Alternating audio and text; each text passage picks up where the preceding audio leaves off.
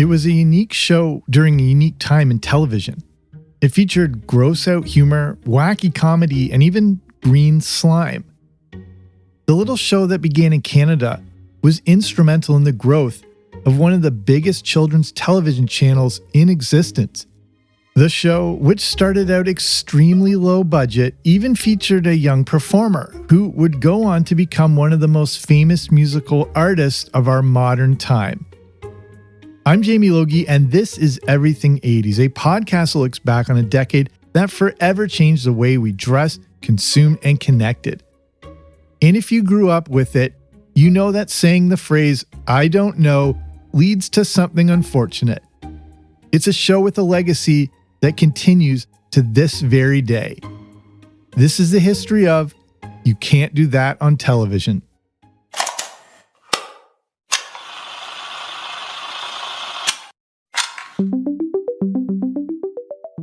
The story of You Can't Do That on Television is also the story of the rise of cable TV. I have a previous episode all about this, but the rise of cable TV goes back to the 1970s, when channels like the Turner Broadcasting System, or TBS, became one of the first basic cable channels. Then came some premium channels like Showtime and the home box office, or HBO. Through the 70s and into the 80s, other cable channels appeared, such as the Cable News Network, or CNN, the Entertainment and Sports Programming Network, or ESPN, and MTV. And then in 1979 came the network named after the 5-cent movies of yesteryear. Those Odeons from the early 1900s only cost a nickel, giving birth to the name of a brand new network, Nickelodeon, the first pay TV channel for kids. Cable had split into basic and premium channels, and going into the 80s, channels began to run for 24 hours a day. A big focus with the premium channels was on quality children's programming. The very first original series on Showtime was a children's show called Fairy Tale Theater. Created by Shelley Duvall, the quite creative show featured the who's who of famous performers, acting out classic children's stories. That debuted in 1982, and the next year came an original show co-produced by the Canadian Broadcasting Corporation and aired on HBO. It was a show about an underground species of creature. Fraggle Rock first debuted in 1983.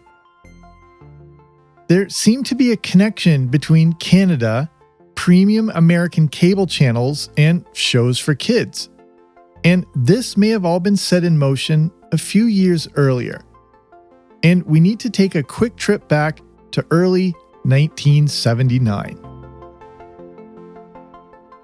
On Saturday morning, February 3rd, 1979, a lower-budget children's show aired in Ottawa, Canada, on CJOH TV. It was the brainchild of Roger Price, and he, along with Jeffrey Darby, had come up with a unique hour-long kids variety show. This show featured comedy sketches, live games, music videos, and call-in segments. The unique show also came with a risque and intriguing sounding name. You Can't Do That on Television. Another unique feature of this show is the fact it was live. The show featured some unknown child actors along with adult hosts. The first is Christine McGlade, who served as a host for the show. The other host was the original adult on the show, Les Lai. Lai, from Toronto, worked in radio and eventually alongside the legendary Rich Little, before getting into the new world of television. Lai was part of a kids show called Uncle Willie and Floyd that aired on CJOH TV in Ottawa. As shared on the You Can't Do That on Television website, the kids' variety show was quite successful in its first year. And as the name of the show implies, younger viewers tuned in to see things that shouldn't be on TV. But the intended audience wasn't for audiences that were too young. Older kids and younger teens were the targeted demographic. What made the show unique was that it was always different. It was a little like The Muppet Show, SCTV, Saturday Night Live, or even Monty Python, but for younger viewers. Eventually, the show would feature a theme that ran throughout the episode. The show covered topics like school, cooking, fashion, and parents, and spoke to what kids of a certain age were experiencing. But this was still a wacky slapstick show, including its most unique feature, green slime. Green slime would be dumped on a performer's head from high up above, covering the performer and often splashing everywhere. And its creation was an accident. The story goes that the original plan was to dump leftover cafeteria food mixed with water onto someone's head. The debut of the show was delayed for a week, and the mix of food and water that had been sitting around had grown mold and turned into a green sludge. According to Vox, instead of mixing a new batch, they just went ahead and used the moldy slop in a sketch set in a dungeon. The character getting slopped was a huge hit with the audience. And that very first person to be slimed, Tim Douglas. The idea of sliming was so quickly popular that by the 7th show, the entire episode was devoted to sliming. Every cast member was slimed, including performer Lisa Ruddy, who was slimed 6 times. This episode fully established green slime on You Can't Do That on Television, along with using the phrase, "I don't know," as the trigger, creating a true pop culture institution. But they stopped using moldy food, and the show created their own green slime. Over the years, versions of the slime were made up of oatmeal and green dye. Some used cottage cheese, or a combination of cream of wheat, green food coloring, and baby shampoo. In an interview with Tech Insider, Mark Summers from Nickelodeon shared that one iteration of green slime was made with vanilla pudding, applesauce, green food coloring, and a little oatmeal. I've definitely eaten worse things than that. You Can't Do That on Television caught on pretty quickly. It had a unique tone to it and felt like it was made by kids for kids. That was always my impression anyway, and it may have been for you too. Even though it featured adults, it didn't feel like an adult-made show that seemed to know what kids wanted to watch. It felt like it tapped right into our minds. The pure intent of You Can't Do That on Television was about entertainment, and that made it a quick success. There was no educational component that can cause kids to quickly turn the channel. If you grew up with Saturday morning cartoons during the 80s, you know this was an education-free morning and all about entertainment. Saturday mornings were like the recess of the weekends. But thanks to its quick success, it carried on. And a spin-off was even created called Whatever Turns You On. This show was pretty much the same as You Can't Do That on Television, but with a few differences. To start, it was only 30 minutes long instead of 60. Instead of being live, it was taped, and they added a laugh track. And also, it was shown during prime time instead of Saturday mornings. According to the show's official website, Whatever Turns You On had horrible ratings and was canceled after one season. But there was a big takeaway from it. Maybe it would be better if You Can't Do That on Television was not live, taped with a laugh track, and only 30 minutes long. And that takes us into 1980, and You Can't Do That on Television just continues to grow in popularity. Another thing that made it unique was it was a show featuring average kids who looked just like your friends. This would be a much different premise than a show like, say, the new Mickey Mouse Club with its squeaky clean and polished performers. You Can't Do That on Television felt more relatable. As we head into 1981, the popularity of the show continues, but this is when things are about to change forever. Going into the 80s, the Nickelodeon channel wasn't necessarily at the elite level of cable channels. They had some popular shows like Pinwheel, kind of a Nickelodeon version of Sesame Street, Livewire, a youth chat show starring Fred Newman, who would go on to be one of the co-hosts of the new Mickey Mouse Club, and another Canadian show created by TV Ontario called Today's Special. But for many people, we were still limited to network TV and the three big networks that dominated our viewing habits. Getting people to pay for additional channels was a tough ask, especially when ABC, NBC, CBS, or here in Canada, CBC, had all the big sitcoms, drama, sports, and movies of the week. According to a 2016 Vulture article, at the start of the decade, fewer than 1 in 5 Americans paid for a basic cable subscription. Why pay for CNN when you had the evening news on the networks? Why pay for ESPN if all the major sports already aired on the networks? But when it came to kids, it was a different story.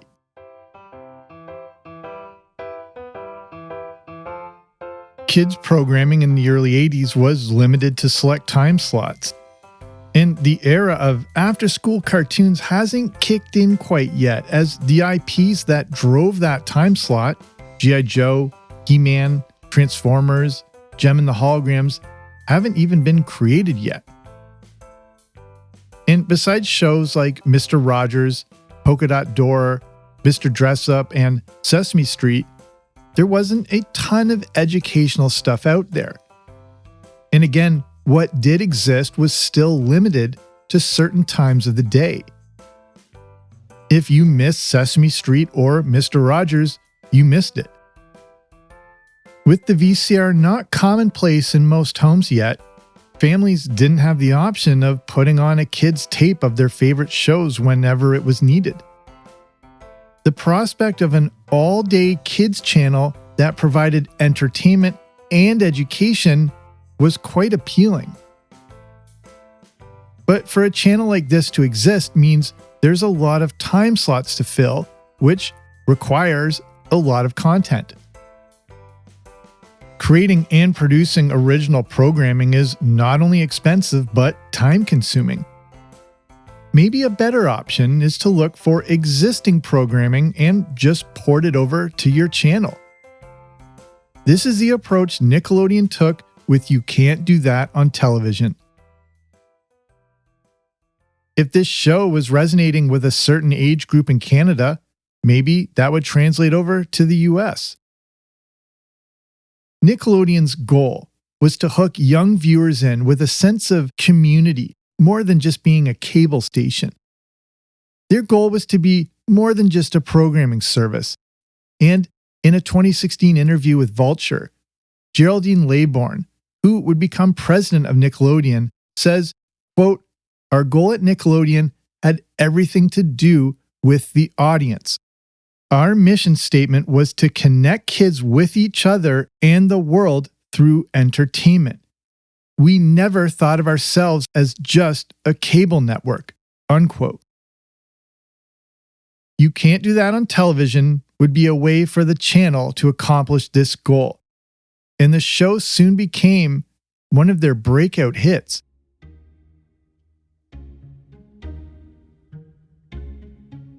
In 1982, Nickelodeon became co-producer for You Can't Do That on Television, something HBO would follow with Fraggle Rock. But since You Can't Do That on Television was so unique and clearly resonating with Canadian audiences, Nickelodeon knew not to meddle with it. The show's creators didn't face pressure from the channel or any interference. Their formula worked, and Nickelodeon dared not mess with it. In his 2013 interview with the Toronto Star, performer Adam Reed said Nickelodeon just stayed out of the way. Nickelodeon began with a test run of shows beginning in January 1982. They began with edited half-hour versions of episodes from 1981, and it quickly drew an audience. Production then began on full shows that followed the half-hour format, with the sole focus on comedy. But since it was being aired across the US, specific Canadian content that had always been a part of the show was cut out. But now, kids all across America were being introduced to the unique and wacky comedy show and its William Tell Overture inspired theme song.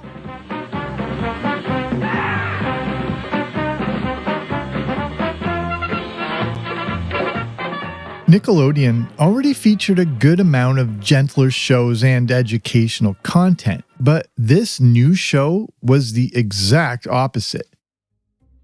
You Can't Do That on Television was loud, messy, and chaotic. But these are the exact elements that would go on to define the channel. Everything 80s will return after these messages.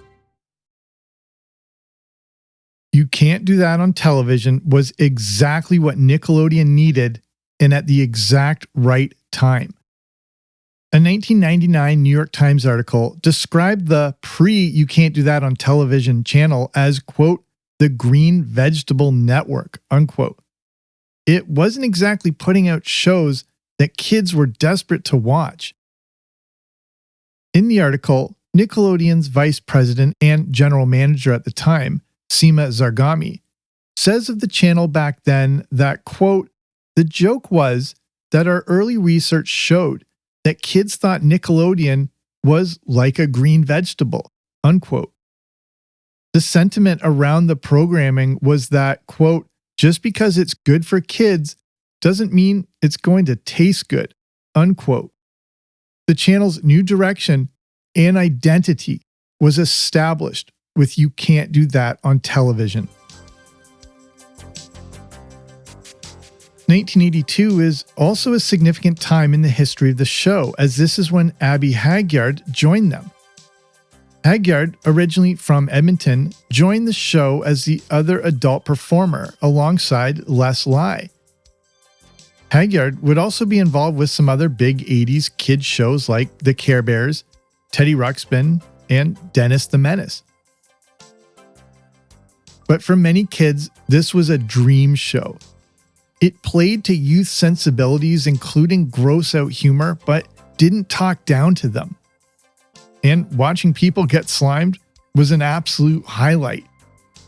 Many parents were not impressed with it, which made it even more appealing to kids. And since they were a cable channel, Nickelodeon didn't have to answer to the same regulations as network TV.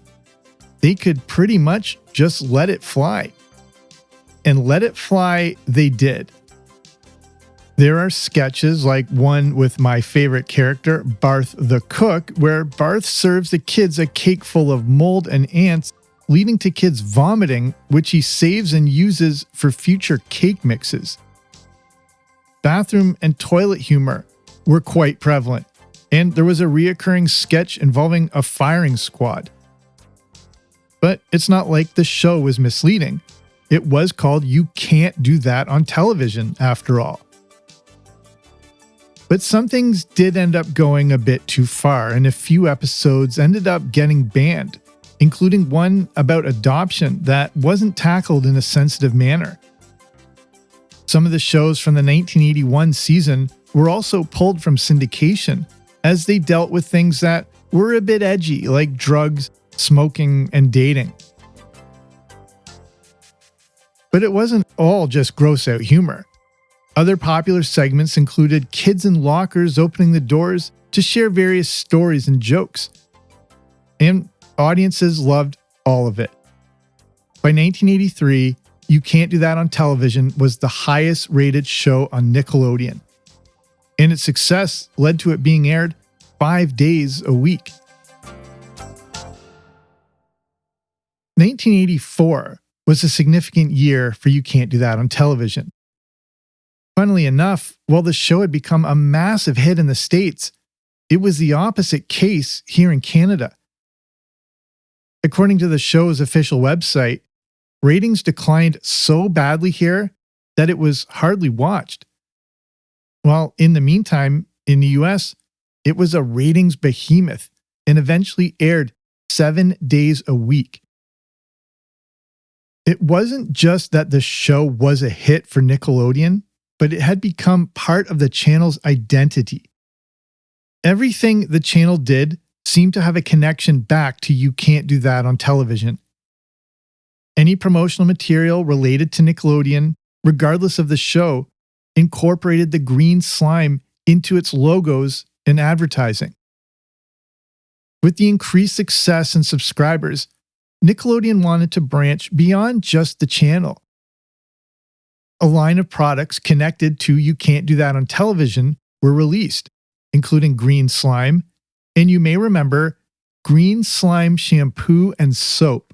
Introducing You Can't Do That on Television Green Slime Shampoo. It gets you clean, it won't turn you green. It looks like green slime, but with one big difference. It's shampoo. Just say those 3 little words. I don't know. And go from stringy, slimy hair to silky, shiny hair. Building on the success of You Can't Do That on Television, Nickelodeon soon opened a combination production studio / tourist attraction at Universal Studios in Florida. There was a comic strip, and then Nick magazine, which would be released a few years later. But it all comes back to the show, and Nickelodeon needed to keep this hit on top. In the mid-80s, you may remember the Slime In Sweepstakes, a contest created by the channel. Kids across the country sent in postcards hoping to win and get the chance to be slimed on the show. By the early to mid-80s, the success of the show led to a few spin-offs of sorts, including UFO Kidnapped, a show called Don't Look Now, and one called Turkey Television, a show produced by Christine McGlade. McGlade starred in Turkey Television as well, along with Les Lai and some other cast members from You Can't Do That on Television. But because kids are known to grow up and age, they age out of the roles, meaning You Can't Do That on Television featured a revolving cast of performers. And that leads into 1986, another big year in the history of the show. Leaving it that year were Alistair Gillis, who had been there since 1982, and Christine McGlade, who had been there from the start, but was now getting into producing. But then, in 1986, one notable performer made her debut.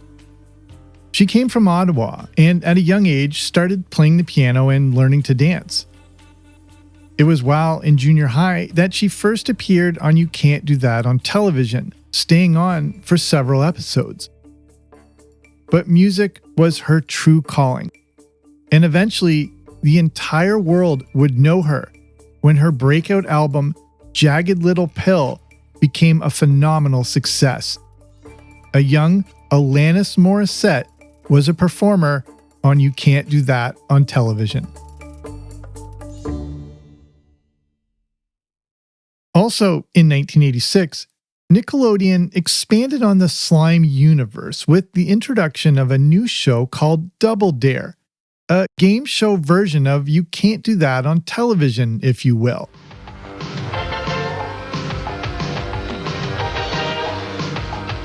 The kids' game show featured trivia, but a lot of physical challenges, all based around the contestants getting as messy as possible, which included a lot of green slime.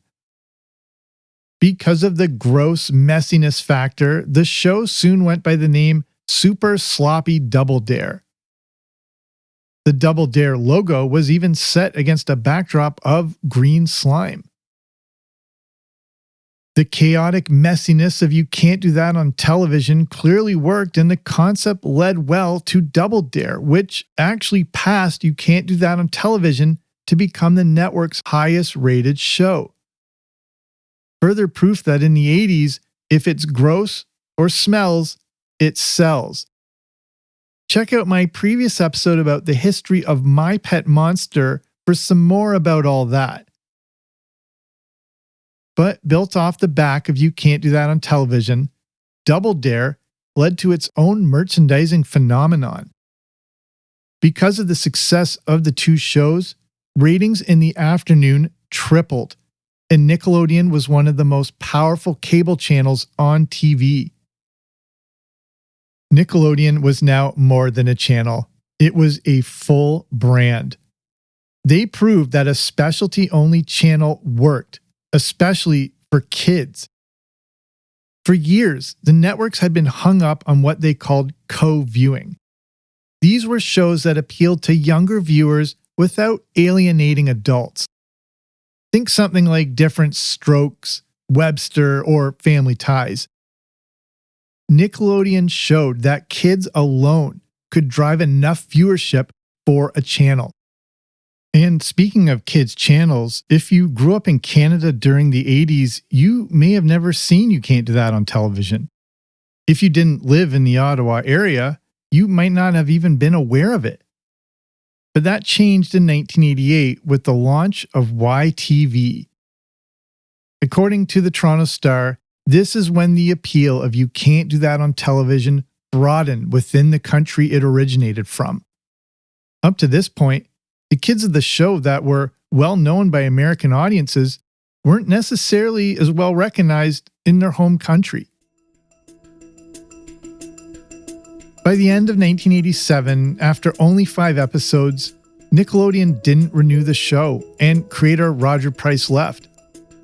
That meant there wasn't a new season in 1988. But there would be in 1989, as Price came back along with a whole new cast for a 9th season. Fans call these the new episodes, and they do have a decidedly different feel to them. But that was pretty much the end, as there were only 5 episodes the next year. Reruns aired for a few more years after that, but that was it, and You Can't Do That on Television was off the air. But it was a remarkable legacy for a low-budget, almost cable access show from Ottawa that spread around the world. I can't tell you how important You Can't Do That on Television was for me. For my sister and I, it was one of those shows that felt like it was made directly for us. I was the right age and of the right mindset to totally be enamored by this show. I saw every episode multiple times, and it shaped a big part of my sense of humor, for better or for worse. But little did I know how significant this wacky show would be in the history of television. Nickelodeon may have set the standard for how pay TV and cable went going forward. Yes, TBS, HBO, and Showtime were there first, but they were all things to all people with a variety of programming. Nickelodeon was the first directed at a specific audience. This was personalized TV, and its early success was built off the back of You Can't Do That on Television. Specialty channels are of course the norm now, whether they exist on TV or in streaming form. And Nickelodeon set a standard followed by other channels. In 1983, the Disney Channel arrived. By the end of the decade, the Disney Channel had over 5 million subscribers. And cable TV just continued to grow. At the start of the decade, there were around 19 million households with basic cable. By the end of the 80s, that number was up to 53 million. Cable revenue went from $2.6 billion at the start of the 80s to $18 billion by the end. More and more cable channels began to appear. And for Nickelodeon itself, by 1989, its ratings since 1984 had doubled. A 1989 LA Times article called the channel a stalwart of basic cable TV. Nickelodeon, a channel that began with maybe 600,000 subscribers, now, by the end of the 80s, had 46 million. That was nearly all homes wired with cable. In 1987, revenue hit 59 million. The next year, it was at 90 million. According to Forbes, by 2014, Nickelodeon had nearly 100 million subscribers. Vulture says Nickelodeon, quote, best illustrates how the cable industry waged its successful assault on broadcasters' decades-old hegemony by getting adults to spring for cable, unquote. Today, Nickelodeon is still seen around the world. They've created spin-off channels, resorts, cruises, a motion picture production unit, and are a billion-dollar company. What would Nickelodeon look like today if it wasn't for You Can't Do That on Television? There's no way to know, but the show was a hit for the fledgling network, and the network helped to change the direction for kids programming and cable forever. And legacy-wise, it's a show that's ingrained in 1980s kids pop culture. Today, the Nickelodeon Kids' Choice Awards, which dates back to 1987, is still a huge event, with presenters taking part in the great tradition of getting slimed. Entirely new generations of kids who have never seen the show, or probably never even heard of You Can't Do That on Television, know all about green slime and what being slimed means. The little low-budget show from Ottawa quickly became a beloved part of the 1980s and created an iconic legacy that still exists to this day.